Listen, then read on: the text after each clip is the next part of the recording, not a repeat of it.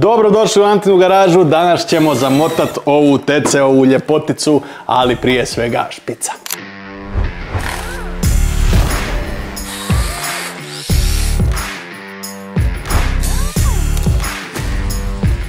Za početak ajmo krenuti od najiritantnije stvari kod ugradbenih vodokotlića, a to je to što ih ljudi u stvari ne ugrađuju. Ljudi naprave novi zid u koji će onda ugraditi ugradbeni vodokotlić. Koliko to ima smisla? Ok, razumijem ako se radi o betonskom zidu pa ti ga se ne da štemat, ili ako se radi o pretankom zidu, ili ako se radi o nekakvim premještanjima di to nije moguće.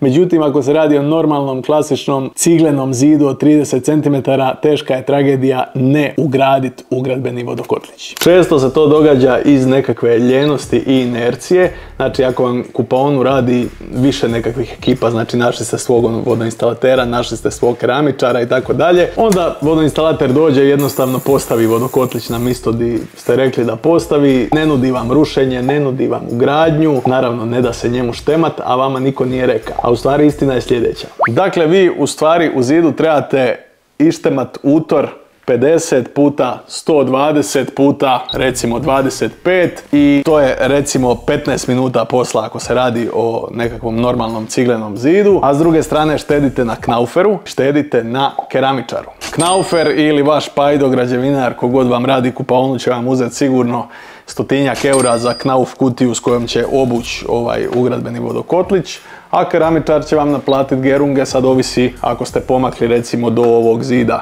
ovaj ugradbeni vodokotlić, onda ćete malo manje gerunga platiti, a ako vam je nasred kupaone ovakva izbočina, onda to vam je, evo šta ja znam, 2-3 metra gerunga sigurno. A sve to za lošiji proizvod, odnosno imat ćete ugradbeni ispupčeni vodokotlić, a to mu nije svrha. Ajde, kad ste mi već tu i kad ste sve ovo saznali, idem vas naučiti kako da preskočite korak. Dakle, da jednostavno uopće ne morate zvat knaufera, nego ću vas naučiti kako da se izvučete bez knauf kutije. Dakle, rekli smo uštemat vodokotlić i sad ću vas naučiti kako staviti table, kako pripremiti to za keramičara. Ugradbeni vodokotlić oblačite u zeleni knauf, može i dijamantni, ali ne može crveni i ne može bijeli. Isto tako ne može jedna ploča, nego moraju biti dvije ploče. S obzirom na te dvije ploče, iako ovo nije baš skroz vaša briga jer će ugradbeni vodokotlić na kraju montirati vaš vodoinstalater, ali uzmite u obzir da kad ga ugrađujete u zid, o čemu cijelo vrijeme govorimo, morate ga uvući 2,5 cm, što je debljina dviju ploča, tako da kad se stave dvije ploče da on bude u ravnini sa ostatkom zida. A ako ga napravite ispupčenog ili malo uvučenog, eto, odličnog šlagvorta vašem keramičaru da vam uzme još 1.000.000 kuna za pripremu zida.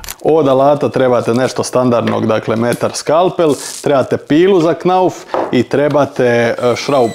Od materijala trebaju vam 25 i 35 knauf šarafi, ali samourezni. Samourezni vijak ima ovakvu glavu, a ovog će vam isto teta u trgovini proglasiti samoureznim, osim ako se ne radi o nekoj specijaliziranoj knauf trgovini pa je upućenija, zato što realno i ovaj je samourezni, ali on je predviđen za samourezat se u knauf konstrukciju koja je puno tanja nego što je okvir ugradbenog vodokotlića. Dakle, treba vam ovakva glava i onda će to probiti ovo debelo željezo ovdje i bit ćete na miru. Inače, kad vama vaš TC ugradbeni vodokotlić bude montiran u zid, onda će tu biti odvodna cijev, ovdje je dovod i ovdje će vam biti jedan stiropor, dakle s kojim se zaštiti ova mehanika iza. I vi ćete u stvari na knauf oblozi koju radite trebati izbušiti te rupe. Znači ovdje jednu četvrtastu, ovdje drugu, ovdje za nosače dvije i ovdje za odvod zadnju. Knaufom je jednostavno u stvari raditi, znači on se reže skalpelom, nakon što ste izrezali, slomite i skalpelom izrežete s druge strane. Evo, to je to. Kad imate nekakvu rupu, izbušite sa pilicom i prođete, izrežete, dakle sve što trebate, nije zahtjevan materijal što se tiče snage, dakle skalpel i pila su vam dovoljni za bilo kakav oblik. Iako je ovaj video napravljen za investitore koji eto sređuju sebi pa si hoće malo uštediti, pomoć i ne ostati potpuno suvi što se tiče para.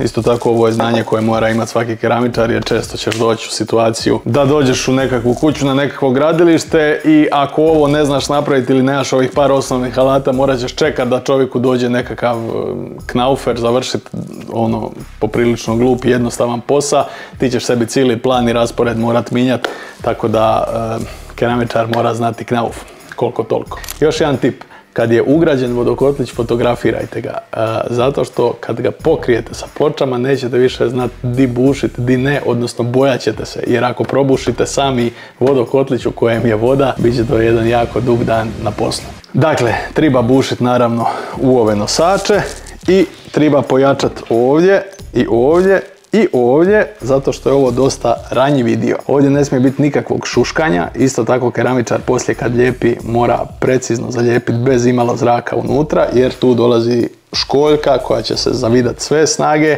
i na koju će sist neko ko ima 110 kila. I ako ima tu ikakvog šuškanja, ako ima ikakvog zraka, vrlo vjerojatno će se slomiti pločica. Zato ovaj dio oko vodokotlića, knaufa i keramike se radi jednostavno po PS-u. Šarafite ovdje, šarafite ovdje i šarafite ovdje. Dakle, ovaj dio i ovaj dio. I ovaj dio ispod smo rekli. Dakle, ovdje, ovdje, ovdje i lijevo i desno.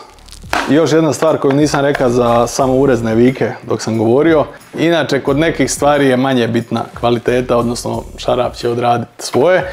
Međutim, kod ovoga je jako bitna, zato što sam često znao kupiti ove nekakve robne marke iz raznih centara i bili su katastrofa, nisu mogli probušiti ovo željezo i nekako kroz moje iskustvo knaufovi i virtovi šarafi samourezni, dakle za gips kartonske ploče, dakle knauf i virt su mi se pokazali super jer jednostavno rade, jednostavno jači su od ovog željeza, probiju ga. Ako imate slab taj vrh, ako je loše napravljen šaraf, on će se jednostavno otopiti, oguliti, željezo će ga pobijediti i onda ćete morati 3 šarafa potrošiti i 3 kile živaca da zabodete na jednom isto. Bilo je to sve od nas za danas. Vi zapratite Antinu garažu naravno na YouTubeu, ali i na Instagramu, TikToku i Facebooku. Vidimo se, ako ne prije, onda za tjedan dana. Ž!